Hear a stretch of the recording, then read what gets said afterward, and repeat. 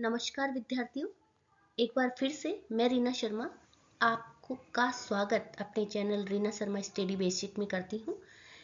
आज बसंत पंचमी है और बसंत पंचमी के शुभ अवसर पर दो लाइनें आप लोगों के लिए। किताबों से सदा बना रहे नाता, आपकी कलम से न छूटे साथ, कॉपियाँ भी हो आपके आसपास, पढ़ाई करें आप दिन रात, कभी ना हो आपके अंदर ज्ञान की कमी, जीवन की सभी परीक्षाओं में आप होते रहे पास। इसी शुभकामनाओं के साथ बसंत पंचमी 2025 की शुभकामनाएं आप सभी बच्चों को और आपके लिए आने वाला साल बहुत ही मंगलमय हो। आज बेटा मैं आप सबके लिए पद परिचय वाला टॉपिक, जो कि बच्चे मुझे अक्सर कहते हैं बहुत हार्ड है मैम, इसकी और आप पीपीटी बनाइए, तो मैं चाहती हूँ कि पद परिचय के कुछ एग्जाम्पल्स मैं आपको पढ़ाऊँ और थोड़ा समय से क्लियर कराऊं। वैसे मैं इससे पहले पद परिचय की एक पीपीटी डाल चुकी हूं आप लोगों के लिए, तो उसका लिंक जो है मैं इसके डिस्क्रिप्शन बॉक्स में फिर से मैं डाल दूंगी। उसकी जो पीपीटी है, जो पीडीएफ है, आप मेरे टेलीग्राम लिंक से ले सकते हैं। तो चलिए मैं यहाँ पे कुछ आप लोगों के लिए जो थोड़े से हार्ड होते हैं ऐसे मैं टॉपिक लेके आई हूँ। देखिए, जैसे पहला हमारा जो उदाहरण है, जो फर्स्ट एग्जाम्पल है हमारा, वो है रामचरितमानस की रचना तुलसीदास द्वारा की गई। क्योंकि हमारा जो चैप्टर है तुलसीदास वाला, जो रामचरितमानस वाला, ये मैंने उसी को ध्यान में रखते हुए लिया है। रामचरितमानस की रचना तुलसीदास के द्वारा की गई। तो देखिए, रामचरितमानस एक स्पेशल नाम दिया गया बेटा। हम सबसे पहले क्या देखते हैं, सबसे छोटी इकाई व्याकरण की। तो वर्ण होंगे, शब्द होंगे, पद होंगे। तो वर्ण और शब्द ये तो बहुत अलग हो गया। हम पहुंचते हैं पद परिचय में। पद आ गए तो पदों के परिचय में। पद किसे कहते हैं, वाक्य में प्रयुक्त होने वाले जितने भी शब्द होते हैं वो पद कहलाते हैं। तो यहाँ पे रामचरितमानस भी एक पद है और आगे के जो शब्द दिए हुए हैं वो भी हर एक अलग अलग पद है। अब मुझे जो है पद परिचय करना है रामचरितमानस का। तो यहाँ पे अगर मैं सिर्फ किताब लिखती तो किताबें किस में आती, जातिवाचक संज्ञा में। तो सबसे छोटी इकाई में संज्ञा ले रही हूं, तो यहाँ एक स्पेशल विशेष किताब का नाम लिया गया है, पुस्तक का नाम लिया गया है, रामचरितमानस का नाम लिया गया है। तो ये है हमारी व्यक्तिवाचक संज्ञा। एक ही पुस्तक लिखी है इन्होंने तो एक वचन है, पुल्लिंग है, और इसमें कर्म कारक है। कर्ता ने कर्म को कारण से, तो के द्वारा की बात यहाँ पे हो रही है। दूसरा देखिए एग्जाम्पल, वह दौड़कर विद्यालय गया। कैसे गया, दौड़कर गया। तो दौड़कर क्या है, दौड़कर है हमारा क्रिया विशेषण। क्रिया की गया, कैसे गया, दौड़कर गया। तो क्रिया की विशेषता बताई गई है। अब विशेषता में क्या बताया गया है, कैसे, तो कैसे का उत्तर आ रहा है, अर्थात रीति बता रहा है कि कोई काम किस प्रकार से किया गया। तो रीतिवाचक क्रिया विशेषण हो गया। दौड़कर, खाकर, पीकर, जाकर, मतलब एक क्रिया, मुख्य क्रिया से पहले कोई काम और हो जाए, कोई क्रिया और हो जाए, तो वह कौन सी क्रिया होती है, पूर्वकालिक क्रिया। तो कैसे गया, दौड़कर विद्यालय गया। तो देखिए इसमें बेटा पूर्वकालिक क्रिया है, रीतिवाचक क्रिया विशेषण है, और गया क्रिया की यह विशेषता बता रहा है। नेक्स्ट देखिए, बाग में कुछ लोग बैठे थे। कुछ पे मैंने अंडरलाइन किया है। कुछ क्या है, मैंने आपको विशेषण बताए हैं, तो विशेषण में पीडीएफ में मैंने सब कुछ दिया हुआ है, विशेषण के भेद बताए हुए हैं। इसमें एक है संख्यावाचक विशेषण। संख्यावाचक के भी दो भेद होते हैं, निश्चित संख्यावाचक और अनिश्चित संख्यावाचक। निश्चित संख्यावाचक अगर मैं यहाँ लिख देती कि बाग में 10 लोग बैठे हैं, तो यहाँ पे हो जाता मेरा निश्चित संख्यावाचक। लेकिन यहाँ कुछ लोग बैठे हैं, थोड़े लोग बैठे हैं, तो इस प्रकार के जो शब्द होते हैं वो अनिश्चित संख्यावाचक विशेषण कहलाते हैं।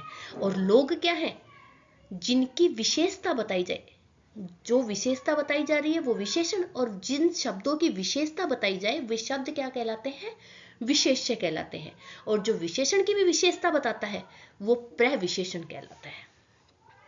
नेक्स्ट देखिए, मैं आपको कुछ रुपए दूंगा।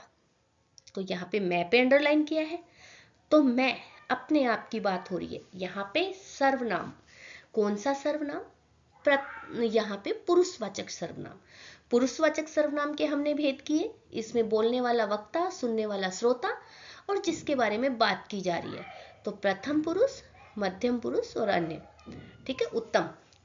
तो यहाँ पे देखिए पुरुषवाचक सर्वनाम है, मैं आपको कुछ रुपए दूंगा या दूंगी, तो इसका मतलब कोई पुरुष बोल रहा है तो पुल्लिंग है। मैं एक वचनी है, हम नहीं आ रहा, मैं आ रहा है तो एक वचन है। इस पूरे कार्य का, देने का कार्य जो कर रहा है उसका कर्ता भी मैं है, और दूंगा क्रिया का कर्ता भी आप इसे बता सकते हैं। नेक्स्ट देखिए, अरे आप आ गए, तो अरे पे अंडरलाइन किया है, ये बहुत इंपॉर्टेंट है, बच्चे बहुत ज्यादा अटकते हैं ऐसे शब्दों में। नहीं आ जाता है, अरे आ जाता है, के साथ साथ आ जाता है, शाबाश शब्द आ जाता है। तो ये छोटे छोटे से परिचय होते हैं, लेकिन इनको ध्यान में रखना बहुत जरूरी है। जैसे अरे आप आ गए, अब यहाँ पे अरे पे मैंने अंडरलाइन किया है, अरे क्या है, विस्मयादि बोधक अव्यय है, क्योंकि ये विस्मय का भाव प्रकट कर रहा है कि अरे आप आ गए। अब ऐसे जैसे शाबाश शब्द आ जाता है इसमें, वो भी इसी में लिया जाता। नेक्स्ट देखिए, मैं रोज सुबह धीरे धीरे चलता हूँ। चलना क्या है, क्रिया है हमारी, काम का करना या होना बता रहा है, क्रिया है। कैसे चलते हैं, धीरे धीरे चलते हैं, तो कार्य की रीति पता चल रही है। तो इसका मतलब क्रिया की विशेषता क्या है, धीरे धीरे चलना। तो क्रिया विशेषण आ गया, और उस क्रिया विशेषण में भी कौन सा है कि क्रिया की विशेषता कैसे वाली हो रही है, धीरे धीरे। रीतिवाचक मतलब कार्य का तरीका क्या बन रहा है यहाँ पे, तो यहाँ पे रीतिवाचक क्रिया विशेषण है, चलता हूं क्रिया की विशेषता बताई जा रही है। नेक्स्ट देखिए, यह पुस्तक किसकी है, यहाँ पे अंडरलाइन किया है। मैंने आपको पहले भी बताया है कि बेटा सर्वनाम के तुरंत बाद यदि संज्ञा आ जाती है तो वह सार्वनामिक विशेषण कहलाता है। अधिकतर बच्चे कंफ्यूज होते हैं सार्वनामिक विशेषण और सर्वनाम में। तो यहाँ पे देखिए सार्वनामिक या संकेतवाचक विशेषण है, क्योंकि सर्वनाम के तुरंत बाद संज्ञा का बोध हो रहा है हमें, तो सार्वनामिक विशेषण है। यह शब्द एक वचन के लिए लिया गया है, स्त्रीलिंग है, पुस्तक के साथ आ रहा है, और पुस्तक विशेष्य है क्योंकि ये पुस्तक की विशेषता बता रहा है। नेक्स्ट देखिए, मोहित यहाँ 10वीं कक्षा में पढ़ता था। मोहित यहाँ 10वीं कक्षा में पढ़ता था। मोहित किसी एक व्यक्ति का नाम है, सब बच्चे 10वीं कक्षा में पढ़ते थे नहीं, मोहित, तो ये व्यक्तिवाचक संज्ञा हो गई, एक वचन हो गई, कार्य का कर्ता हो गया, पुल्लिंग हो गया, और पढ़ता क्रिया का कर्ता, कार्य का कर्ता। ठीक है, ये तो बहुत सिंपल था, वैसे सभी सिंपल हैं, आप लोग पढ़ रहे हैं, अब तैयारी में बिल्कुल 100% रेडी हैं आप, तो आपको सब आते हैं बेटा, बस एक वापस से रिवीजन की जरूरत थी, इसलिए मैंने आपके लिए कुछ ही पीपीटी बनाई है, आप इन्हें देखिएगा जरूर। रमेश पत्र लिखता है। रमेश देखिए क्या है, यहाँ पे रमेश पत्र लिखता है। बेटा यहाँ मैं वाच्य भी क्लियर करवाना चाहूंगी एक बार फिर से। मैंने आपको जब वाच्य पढ़ाया था तो मैंने आपको बताया था कि कर्तवाच्य और अकृतवाच्य। कर्तृवाच्य में हमने क्या पढ़ा था कि क्रिया किसके अनुसार बदले, कर्ता के अनुसार। अब आप यहाँ देखिए, रमेश पत्र लिखता है, लिखना क्या है, क्रिया है, कर्ता हमारा पुल्लिंग एक वचन है, तो क्रिया भी हमारी पुल्लिंग एक वचन। अगर मैं रमेश की जगह यहाँ रमा कर देती कि रमा पत्र लिखती है, तो हमारी क्रिया भी बदल जाती, जैसे ही वो स्त्रीलिंग एक वचन होती क्रिया हमारी बदल जाती। तो अब आपको समझ में आ गया होगा। फिर देखिए इसमें क्रिया भी एक बार क्लियर करती हूँ कि क्या लिखता है, पत्र लिखता है। हमें क्रिया से क्या किसको का प्रश्न पूछना है, क्रिया हमारी लिखना है, तो क्या लिखता है, किसको लिखता है, तो क्या लिखता है, पत्र लिखता है, तो क्रिया हमारी कौन सी है, सकर्मक है। मुझे पता है आपको वाच्य याद आ रहा होगा यहाँ पे, और अच्छा भी है कि आपको वाच्य याद आ रहा है और उसका रिवीजन हो रहा है। तो सकर्मक क्रिया है बेटा, यहाँ याद आ गया आपको। कर्तृवाच्य है, पुल्लिंग है, वर्तमान काल है, ता है, ती है, ते है, तो वर्तमान काल है। अन्य पुरुष है, एक वचन है, और वह जो है हमारा सर्वनाम है।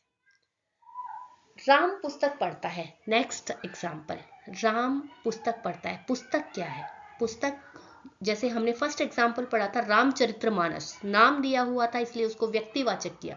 लेकिन यहाँ पर लास्ट एग्जाम्पल में मैंने पुस्तक ले लिया। पुस्तक क्या है, सभी जातियों का बोध कराते हैं। अब इसमें रामचरितमानस भी हो सकती है, गीता रामायण महाभारत भी हो सकती है, कोई भी पुस्तक हो सकती है जो आपके हाथ में है अभी, वो भी हो सकती है।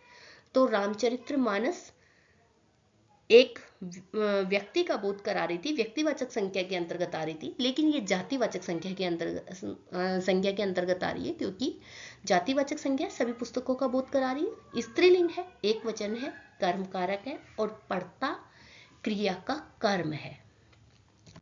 ये आपकी, फिर से मैंने पद परिचय को एक बार समझाने का प्रयास किया है।